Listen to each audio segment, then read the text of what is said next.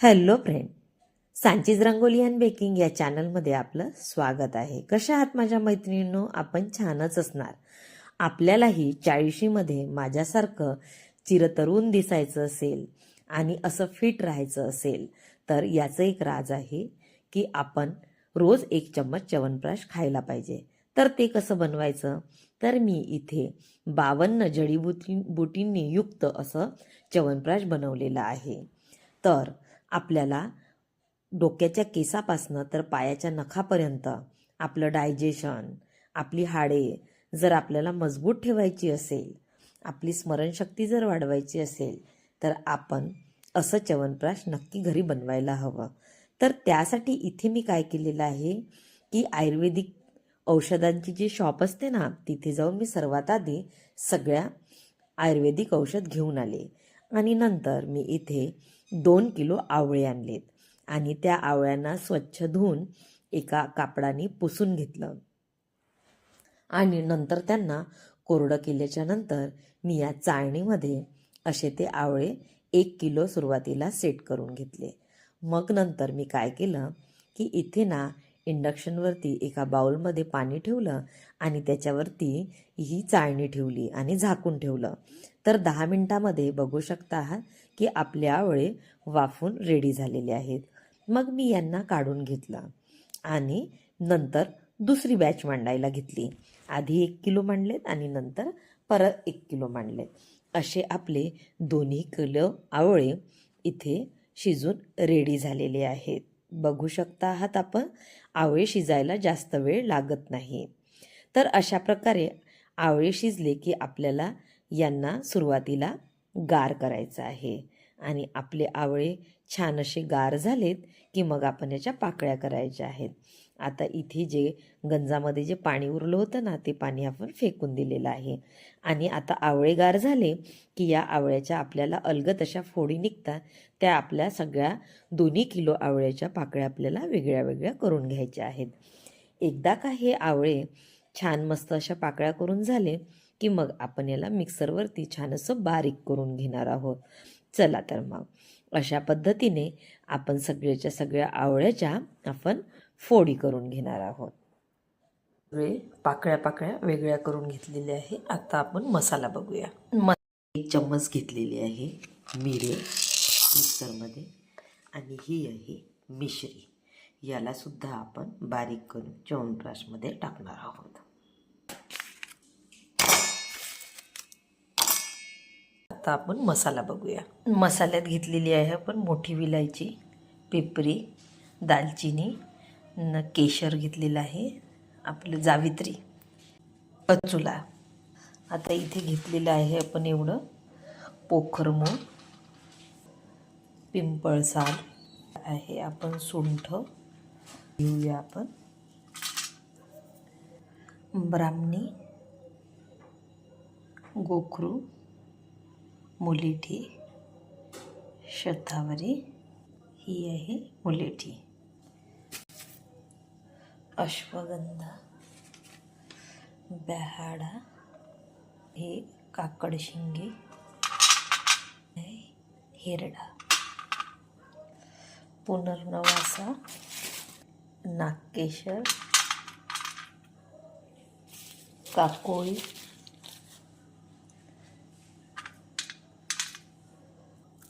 ही आहे पाशपर्णी, हे आहे भृंगराज, हे आहे जीवकच्या बिया आणि मी याला असं फोडून घेतलेलं आहे. तर हे आपल्याला फेकून द्यायचं आहे आणि हे आहे याच्यामधलं बी. तर हे आता आपल्याला एवढं वापरायचं आहे. 7-8 बिया मी फोडून घेतल्या, जीवकच्या बिया. हे आहे विदारिका, याच्यात टाकून घेणार आहोत आपण. आणि काही लवंगा घेतले आहे, तमालपत्र घेतलेलं आहे आणि आपले काळे मनुके टाकायचे राहिले आहे. काही पावडर फॉर्ममध्ये आहे, जसं की हे आहे आपलं अडूळसा चूर्ण आणि हे आहे नागकेशर चूर्ण आणि त्याच्यानंतर हे आहे जष्टमधाची पावडर. तर हे आता आपण, आपल्याकडे हे पावडर फॉर्ममध्ये आहे, तर हे आपण नंतर टाकूया. आणि आत्ता आपण काय करूया की या सगळं साहित्य आहे याला आत्ता आपण मिक्सरमधून छान असं बारीक करून घेऊया. इकडे मी काय केलेलं आहे ना की नॉनस्टिक पॅन घेतलेला आहे. तसं तर आपल्याला लोखंडाची कढई हवी होती, पण माझ्याकडे नाही आहे, तर म्हणून मी इथे नॉनस्टिक पॅन घेतलेला आहे आणि इथे मी 2 लिटर पाणी तापत ठेवलेलं आहे. तर हे तापत आहे तोवर आत्ता आपण इथे आपले जे ड्राय मसाले आहेत सगळे आयुर्वेदिक हर्ब्स त्याला आपण मिक्सरमधून छान बारीक करून घेऊया.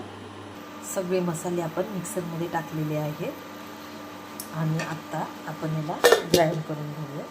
तर आपण बघू शकता आहात की मसाले जे आपले आहेत आयुर्वेदिक तर ते असे या प्रकारे झालेले आहेत. तर आत्ता आपण हे सगळेच्या सगळे या पाण्यामध्ये टाकून घेऊया आणि याला आता आपण छान असे एका चमच्याने ढवळून घेऊ आणि याच्यामध्ये आता आपण गोळ बारीक करून टाकूया. गोळाला सुद्धा बारीक करून घेऊया.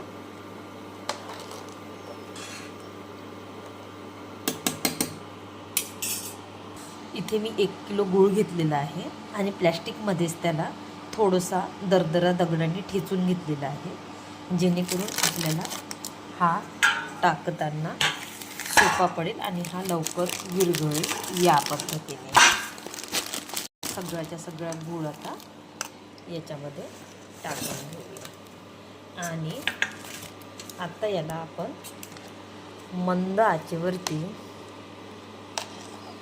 1 तास तरी छान या मसाल्यांना आपण शिजू देऊया. तोवर शिजवायचा आहे जोवर हा अर्धा होत नाही तोवर. आपला हा जो काढा आहे हा अर्धा होईस्तोवर आपल्याला छान असा शिजवून घ्यायचा आहे. आणि हे शिजत आहे तोवर आता आपण आवळे आपण मिक्सरमधून छान आता बारीक करून घेऊया. हे आवळे भरलेले आहेत मिक्सरच्या जारमध्ये आणि याच्यामध्ये 10 ग्रॅम काळा मनुका टाकलेला आहे. तर याला सुद्धा आपण छान आता बारीक करून घेऊया थोडंसं पाणी टाकून. आपला आवळे सगळेच्या सगळे मस्त असे बारीक करून झालेले आहेत, आपण बघू शकता आहात. आणि आता इथे आपलं नागकेशर आणि अडुळसा पावडर टाकायचं राहिलेलं आहे. ते आत्ता आपण 1-1 चम्मच आता आपल्या सारणामध्ये टाकून घेऊया. आपण आपल्या सारणाकडे सुद्धा लक्ष देऊया. बघू शकता छान असं शिजत आहे ते. तर आपल्याला हे असंच आणखी याला अर्ध होईस्तोवर छान आपल्याला शिजवून घ्यायचं आहे. तर याच्यामध्ये आता आपण 1-1 चम्मच चूर्ण टाकूया. 1 चम्मच आपण नागकेशर टाकत आहोत. 1 चम्मच आपण अडुळसा पावडर टाकत आहोत आणि या सगळ्याला आपण छान असं ढवळून घेऊया आणि अर्ध होईस्तोवर परत त्याला आपण शिजवून घेऊया. मैत्रिणींनो, च्यवनप्राश बनवायला खरं तर पाहिलं तर खरंच मेहनत आहे. कारण आवळे आणणे, त्याला धुणे, त्याला वाफवणे, त्याच्या फोडी करणे आणि एवढे सगळे जे मसाले आहेत हे सगळे 52 मसाले हे सगळेच्या सगळे जमा करणे. 52 मसाल्यांनी सिद्ध असं आपलं च्यवनप्राश आपण बनवत आहोत. तेही रात्रीच्या प्रहरी. आत्ता रात्रीचे 10 वाजलेले आहेत आणि मी 10 वाजता हे च्यवनप्राश बनवायला घेतलेला आहे. तेही आपण केसर आणि चांदीने युक्त असं आपण च्यवनप्राश बनवणार आहोत आपण. तर मेहनत आहे, पण मेहनतीचं फळही खूप गोड असतं. आपण बाहेरचं भेसळयुक्त खातो. मी नेहमी म्हणते की आपण बाहेरचं भेसळयुक्त खाण्यापेक्षा थोडीशी मेहनत करूया आणि आपण हे बनवूया. आम्ही ज्या वेळेला आयुर्वेदाचा कोर्स केला, आयुर्वेदिक शॅम्पू, आयुर्वेदिक तेल, च्यवनप्राश, जडीबुटी, जेव्हा आम्ही हे शिकलो तेव्हा आम्हाला सांगितलं की रात्रीच्या वेळी मंद आचेवरती, तेही चुलीवरती बनवायला पाहिजे. पण आत्ता तर चूल राहिल्या नाही आहे. तर म्हणून मी आता तर हे इंडक्शनवर बनवत आहे. पण जर खरंच तुम्हाला जर शक्य असेल तर मंद आचेवरती रात्रीच्या प्रहरी तुम्ही ते चुलीच्या निखाऱ्यावरती जर या सगळ्या गोष्टी करत असाल ना चांदण्या रात्री, तर खरंच याचा फायदा होतो. आणि आपलं आवळ्यामध्ये किती सारे विटॅमिन्स आहेत हे सांगण्याची गरज नाही आहे. ही जी जडीबुटी आहे म्हणजे तुमच्या केसापासनं तर नखापर्यंत तुमचे सगळे अवयव सुदृढ आणि निरोगी राहतील जर तुम्ही हे असं आयुर्वेदिक पद्धतीने युक्त असं जर च्यवनप्राश जर बनवलं आणि तुम्ही 1 चम्मच जर रोज खाल्लं तर तुमची कोणाची कंबर दुखणार नाही, कोणाचे नख दुखणार नाहीत, कोणाचे केस गळणार नाहीत, डोळे कमजोर होणार नाहीत, डोळ्याची नजर तेज राहील. आत्ताच्या धकाधकीच्या जीवनामध्ये सगळेजणं मोबाईलच्या खूप आहारी गेलेले आहेत. ती तरुण पिढी असोत, बालिका असोत किंवा ओल्ड एजमधले असोत. तर या सगळ्यांमुळे काय होतं ना की आपल्या डोळ्यावर आणि मेंदूवर ताण पडतो आणि त्याच्यामुळे आपली स्मरणशक्ती तर कमी होतेच होते, पण आपले डोळेसुद्धा कमजोर होतात. पेशन्स तर तसाही सगळ्यांचा कमीच होत चाललेला आहे. तर या सगळ्यावर रामबाण उपाय म्हणजे हे आहे 52 जडीबुटींनी युक्त असं च्यवनप्राश. तर आपण सुद्धा बनवा आणि याचा नक्की आपण सगळ्यांनी लाभ घ्या. आणि माझ्या जर रेसिपीज जर आपल्याला आवडत असतील तर माझ्या चॅनलला नक्की आपण लाईक आणि शेअर आणि सबस्क्राईब करा. आणि आपल्याला आणखीन कुठल्या नवनवीन रेसिपीज शिकायला आवडतात, कुठल्या नवनवीन रेसिपीज आपल्याला माहीत करून घ्यायच्या आहेत, त्यासुद्धा तुम्ही मला कमेंट करून विचारू शकता. मी त्या रेसिपीज नक्की बनवणार. तर चला, तर आत्ता तर आपण आपल्या या च्यवनप्राशवर कॉन्सन्ट्रेट करूया. वेळपर्यंत अर्ध जोवर होत नाही तोवर, आणि मग नंतर सामोरची प्रोसेस करूया.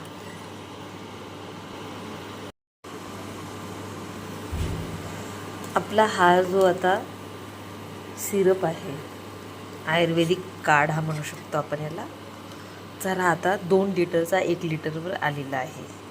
तर आता इथे आपण काय करूया ना, याला आता आपण गाळून घेऊया. तर मी इथे काय केलेलं आहे, एक कढई घेतलेली आहे आणि याच्यावर एक चाळणी ठेवलेली आहे. तर आता याला आपण गाळून घेऊया. तर आता आपण इथे अशा प्रकारे सगळ्याच्या सगळा आपण गाळून घेतलेला आहे.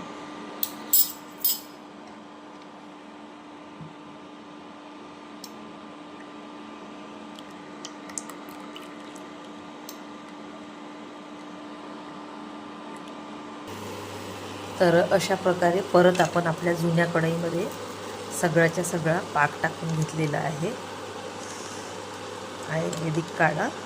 आणि आता याच्यातला जो चाळणीमध्ये जो पाक आहे तो आपण असा चमच्याने दाबून सगळा काढून घेणार आहोत. आता हा जवळजवळ सगळा निघाल्यासारखाच आहे, कारण मी थोडी जाडी चाळणी घेतली होती, तर त्याच्यामुळे याच्यात काहीच राहिलेलं नाही आहे. आणि आत्ता आपण याच्यामध्ये आवळ्याचा पल्प टाकूया. हे आहेत आपल्या आवळ्याचा पल्प. आणि आता हा आपण याच्यामध्ये असा थोडा करून टाकूया, असा मिक्स करत जाऊया. थोडा टाकत जाऊया आणि असं मिक्स करत जाऊया.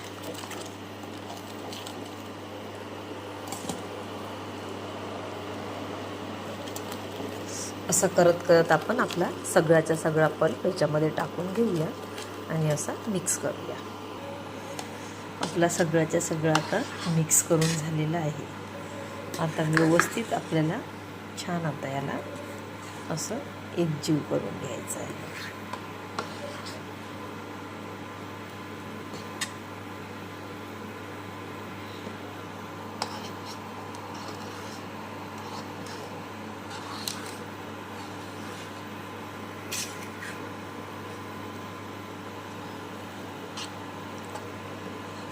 आणि आता हा थोड्या वेळाने जसा शिजेल तसा हा काळा येत जाईल. आत्ता हा वाईट जरी दिसत असला तरी हा काळा येतो. आत्ता याला उकळी आली की हा काळा येणार. आणि हा जसं जसं याला उकळी येईल तसं तसं याचे छिटी जे आहे हे मोठमोठाले उडतील. तर म्हणून आपल्याला याच्यावर नंतर थोडं एक साईडला झाकण ठेवून आपल्याला शिजवावं. बघू शकता आहात की आता आपलं च्यवनप्रकाश आता रेडी होत आलेलं आहे. तर या स्टेजवर इथे आल्याच्या नंतर मी इथे घरचं साजूक तूप आहे तर हे 1 वाटी टाकत आहे. बघू शकता छोट्या वाटीने 1 वाटी म्हणजे जवळजवळ 100 ग्रॅमपेक्षा तरी जास्त असेल. तर एवढं मी इथे तूप टाकत आहे आणि इथे ही एक केसरची डब्बी आहे तर हे एवढं इथे केसर टाकत आहे पूर्ण डब्बी. आपल्याला माहिती आहे की असं प्युअर तुपाचं आणि केशरयुक्त जे च्यवनप्रकाश आहे ते मार्केटला किती महाग मिळतं ते आपल्यालाही माहीत आहे. तर आता हे होत आलेलं आहे. च्यवनप्रकाश समजायचं त्यावेळेला जेव्हा हे असं चमच्याने टाकताना असं आता हे असं भरकन पडत आहे तर हे असं न पडता पूर्ण असं घट्ट राहून थोडं आरामात पडेल. इथून आता 5-10 मिनिट झाल्याच्या नंतर गेल्याच्या नंतर आपलं च्यवनप्रकाश रेडी होऊन जाणार. आत्ता याला आणखी थोडा वेळ आहे.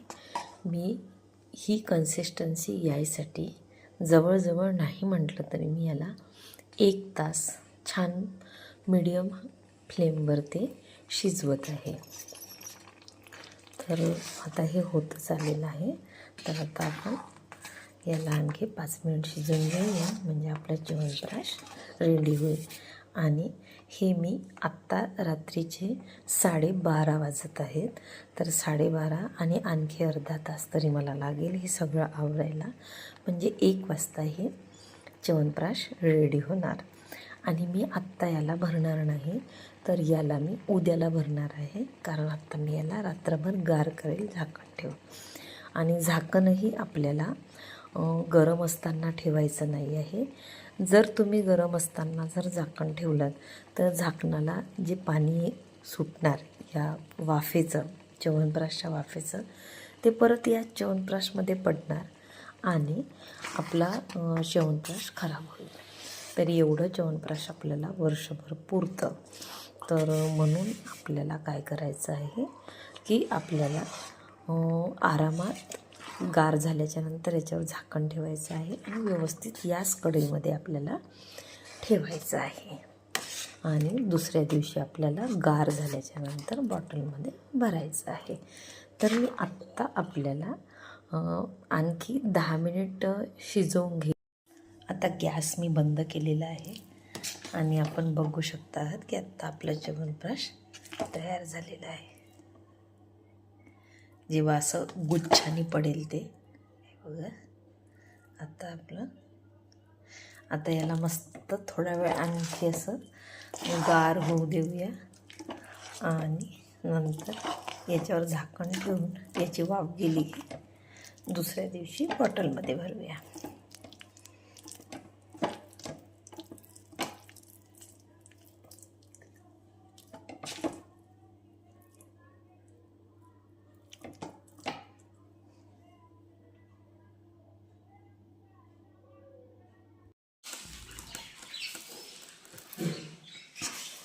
Chyawanprash ready to eat.